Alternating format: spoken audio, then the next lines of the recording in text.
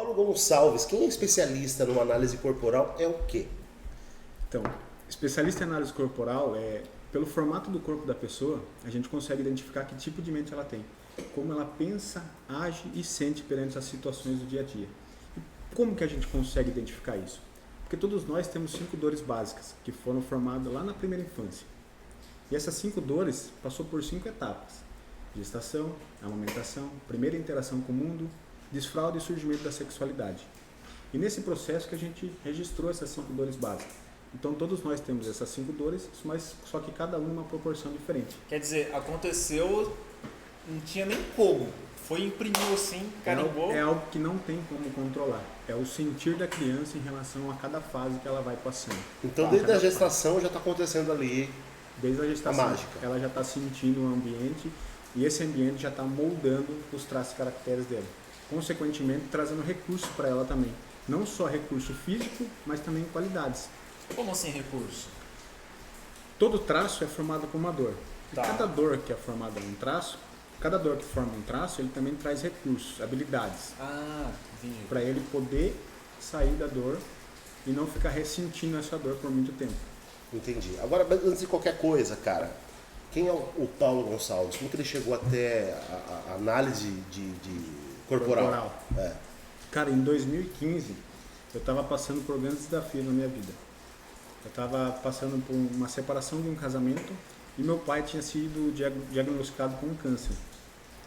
E eu sou caçula de uma família de 4 irmãos e eu fui o privilegiado, escolhido pelo meu pai para poder passar esse momento com ele. E não durou 4 meses, ele veio a falecer. No dia do falecimento dele, foi o dia da minha separação no fórum. Nossa. No mesmo dia, eu fui lá, assinei a minha separação, cheguei no céu, meu pai estava lá. E após o falecimento do meu pai, os desafios começaram a aumentar. Por quê? A minha mãe e minha irmã entrou com uma depressão profunda. E nesse mesmo período eu estava sendo qualificado como supervisor de qualidade da empresa onde eu trabalhava. E foi aí que surgiu o autoconhecimento da minha vida. Por quê? Nesse momento eu conheci um grande cara. Comecei a ter contato com um grande cara. Que hoje é meu mentor, tem um legado muito grande na minha vida pessoal, na minha vida profissional, que é o Seig, que vocês conhecem. Fez o treinamento realista. Um beijo pra você, Seig. Beijão, Seig. E em 2018, eu tive meu segundo filho. Aliás, eu tenho 2 joias preciosas. Ícaro Cabreiriço e Pedro Augusto. 2 joias na minha vida. E o Pedro, logo que ele nasceu, ele desenvolveu epilepsia. E com 1 mês de vida ele desenvolveu epilepsia. E eu peguei e fui buscar autoconhecimento para poder ajudar ele nesse período dele. Tentar diminuir as crises, tentar até evitar as crises. E fui buscar a neurociência, todo o conhecimento da neurociência. E quando eu estava assistindo um vídeo da neurociência, eu vi uma chamada do Corpo Explica. É possível entender a sua mente através do formato do seu corpo. Eu cliquei nesse conteúdo, de lá para cá, não parei de consumir mais e hoje eu sou analista corporal. Que interessante, cara. Essa questão, o que tem a ver a análise corporal com as empresas? Como que você pode ajudar as empresas, por exemplo, na gestão das pessoas, na contratação das pessoas ou até mesmo para vender mais? Jorge, eu costumo falar, eu trabalho em 3 pilares: traços de caracteres, competências e experiências, tá? Se a empresa começa a entender como o funcionário funciona, como ele age e reage perante as situações do dia a dia, quais são as necessidades e capacidades dele, você consegue harmonizar o ambiente muito mais. E, consequentemente, você consegue aumentar a sua produtividade e qualidade. Por quê? Você vai estar favorecendo, dando um ambiente favorável para ele trabalhar. A partir do momento que você conhece ele, sabe o que ele pode entregar para a empresa, você consegue extrair o melhor dele. E através da análise corporal a gente consegue identificar qual é o ambiente favorável para ele. Legal, você faz uma engenharia também ali. E é uma espécie de engenharia de equipes, uma espécie de engenharia de equipes. E o que é mais interessante é só você observando uma foto. É isso? Uma foto ou a pessoa sentar na minha frente. Visualmente eu já consigo ver os picos dos traços que ela tem. Mas o que você precisa ver? Você precisa ver metade do corpo? Do jeito que você está sentando, do jeito que você está sentado, eu já consigo identificar. O cara tá me lendo aqui já, caralho. Já tá na leitura. Aqui, o cara tá me lendo. Eu já consigo ver os seus principais traços de caráter, né? Porque a gente analisa 6 partes do corpo. cabeça, olho, boca, tronco, quadril e pernas. E análise dá para fazer com roupa normal do dia a dia. Ou através de foto. Legal. Tá? E as fotos daí, no caso, teria que ser da cabeça, do olho, do tronco, do quadril e das pernas. Entendi. Tá? A partir daí sai um gráfico. Nesse gráfico a gente consegue identificar qual é a porcentagem de cada traço que você tem. Tá. Aí eu te dou uma devolutiva mostrando para você como você funciona. Isso é muito interessante. Interessante isso, né, cara? Então, além de você conseguir fazer o que o Eric falou, a engenharia da equipe, se eu sou, por exemplo, um empresário e quero vender mais, tem como você me ajudar? Sim. O que acontece? Para você vender mais, você precisa ter pessoas que tenha os traços que possa te ajudar a desenvolver essas vendas, tá? E tem traços específicos que têm habilidades natas já em relação a vendas. Por exemplo, só vou dar uma venda aqui, um alerta, não se apega aos nomes dos traços caracteres, porque são nomes científicos. Tá. Tá. Beleza. Traço de caráter psicopata, não tem nada a ver com doença ou patologia ou algo que você vê na televisão. Tá. É um traço bastante articulador, negociador. E quando ele tem uma combinação com o oral, ele se torna muito persuasivo. Quem seria o oral? O oral seria um traço mais comunicador, Certo. acolhedor, sensitivo. Então ele se forma assim, a gente consegue falar que ele consegue vender gelo em Polo Norte. Se juntar então o oral e o psicopata, é estouro no norte. Estoura no Norte. Então, peraí. Você que tá em casa aí, você tem um traço de psicopata, não é que você vai, tipo, matar alguém no cinema. Não é isso que o Paulo tá falando aqui. Isso aí. Então, peraí. Então, a pessoa que tem o traço psicopata é a pessoa que vai literalmente encara os desafios, Exatamente. que faz a tarefa. Cara, Não desculpa é que- tudo. Eu tô de roxo, o Eric tá de roxo também, cara. Estão combinando Pô, aí, que cara. maravilhoso, a gente tá em sintonia. Você viu? Ó, não é que só o traço de psicopata e o oral que sabe vender. Tá. Todos os traços têm habilidades, só que eles têm mais facilidades mais. em relação a venda. E daí o oral, ele é... Aliás, esses dois traços, então, eles estariam mais no extrovertidos. Seria assim, se a gente pudesse colocar... Exatamente. Não que a gente vai colocar numa caixa, mas ele está mais parecido para o extrovertido. Exatamente. Um é mais voltado para tarefas, outro é mais voltado para pessoas. E os dois traços gostam de polo. Gostam de atenção. Tá, beleza. Existe um porquê isso acontece, Exatamente. né?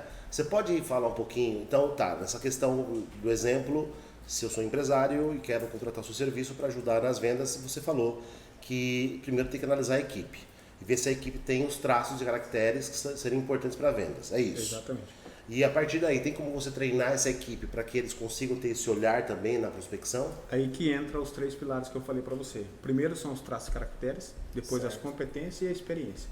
Tá? A gente analisa os traços e vê qual a competência que ele tem ou qual competência ele precisa desenvolver. Tá. E a experiência que ele tem, a bagagem que ele traz.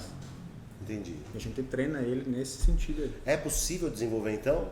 sem dúvida. Porque se a pessoa, de repente, ela nasceu um oral e um oral e ela precisa desenvolver um psicopata, é possível fazer isso? Na verdade, assim, eles não mudam. Só que o ser humano é dinâmico. Tá. É possível você usar o traço que você tem. Porque todos nós temos 5 à nossa disposição. Quais são mesmo?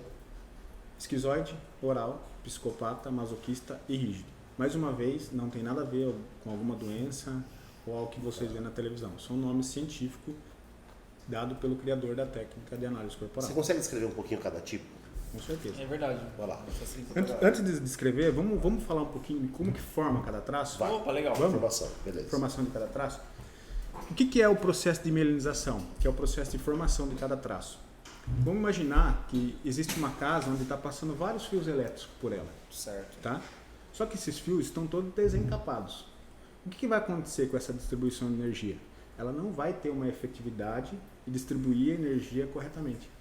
Consequentemente, essa casa vai consumir muito mais energia. Certo.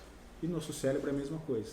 Nós nascemos com aproximadamente 76 a 86 bilhões de neurônios, segundo a neurociência, tá?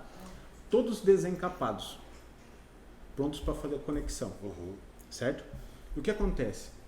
Quando ele começa a fazer conexão, e a conexão é efetiva entre eles, ele começa a criar uma bainha de mielina. Toda vez que você recebe um estímulo, e aquele estímulo é constante, o cérebro ele entende que você vai receber mais estímulo naquele ambiente, ali, naquele momento ali. Então ele começa a encapar os neurônios, trazendo mais efetividade na comunicação. que é a mielinização dos traços de caracteres. Então ele começa a fazer como se fosse uma estrada de terra, ele vai lá e joga um asfalto e põe sinalização. Exatamente, É isso cara. aí, Perfeito, cara. É isso aí, cara. É isso aí Bom, mesmo. bom. E o que acontece? Essa mielinização ela começa no cérebro, desce pela nossa medula espinhal, se ramifica pelo corpo, chegando até a região sacral, que é onde tem os cinco passos de cada traço caractere. A região sacral está ligado com a parte da sexualidade. Genital, isso. Genital. Isso, exatamente. Caramba. E o primeiro traço que se forma é o traço de caráter esquizoide. Tá. Esquizoide. Para que vocês entendam melhor e faça mais sentido, eu quero que vocês guardem quatro coisas: momento, dor, recurso e formato. Momento, dor, recurso e formato. Exatamente, tá? E o que acontece? Conforme eu vou explicando, eu quero que você puxe na sua memória, nas suas histórias, que você ouviu, como foi cada uma dessas 5 fases que você passou. É. E qual dor que você sente mais? Se é rejeição, abandono, manipulação, humilhação ou medo de ser traído ou trocado por uma opção melhor. Tá? Qual dor você sente e evita com mais intensidade? Quais são as dores? Vou repetir: rejeição, Rejeição, abandono, abandono, manipulação, humilhação ou medo de ser traído ou trocado por uma opção melhor. Tá. Nossa, pior que são dores bem latentes e acho que tá na Todos, maioria da né? população, né? Todos nós temos. Todos nós temos, né? O primeiro traço que se forma é o traço de caráter esquizoide. E o momento é o momento da gestação, onde está acontecendo a mielinização no cérebro da criança ali. E o ambiente ao redor daquela mãe está acontecendo, né? Ela está com o feto no útero e o ambiente acontecendo. Tá sentindo tudo. E a criança tendo toda a sensibilidade que a mãe está sentindo naquele momento ali. Se a mãe está passando por algum desconforto, ou o pai perdeu um emprego, ou ela está insegura com a gravidez, automaticamente o corpo dela começa a mandar menos sangue para o útero e começa a mandar mais sangue para a mãe. Porque ele começa a perceber que a mãe está em perigo. Ligou o mecanismo de defesa dela. O mecanismo de defesa dela. Tá. Entenda, não é a mãe, e sim o que a criança sente. Tá. Show? Certo. E o que acontece? Toda vez que a criança tem um espasmo, tem um choque de neurônio e se mexe, a mãe automaticamente lembra da situação que ela está passando, lembra o momento que ela está vivendo e novamente o estado emocional dela muda, mandando menos sangue por útero, deixando ele duro, frio e desconfortável pelaquela criança. Porque ligou o mecanismo de defesa. Exato. O coração acelera, tudo aquilo. Tá. Como ele manda menos sangue para aquele útero fica duro, frio e desconfortável. Tá. Aí que vem a primeira dor do esquizoide, que é a dor da rejeição. Ele se sente rejeitado por aquele ambiente. Novamente, não é a mãe que está rejeitando a criança, e sim o ambiente onde ele está inserido. Tá. Nossa. Entendi. E qual que é o mecanismo de defesa, o recurso que ele desenvolve? Para que ele não se sinta desconfortável naquele útero, não tenha espasmo, ele vai para a mente. Ele começa a desenvolver o recurso da criatividade, da imaginação. Por quê? O mundo real onde ele está vivendo está ruim para ele. Não tá legal. Não está legal. Então Ele vai para outro mundo. Nossa, isso é muito legal, cara. Demais. Então ele vai para a criatividade, imaginação, e é aí que entra o recurso dele. E como ele começa a ir para o mundo imaginário, ficar mais na cabeça do que no corpo, automaticamente ele vai ter uma cabeça, que é o formato do corpo agora, uma cabeça um pouco mais alongada e um corpo mais magro, com quinas, com pontas. Nossa. São pessoas extremamente racionais, lógica, têm uma criatividade inata, elas conseguem criar algo do zero, só que elas morrem de medo de ser rejeitadas.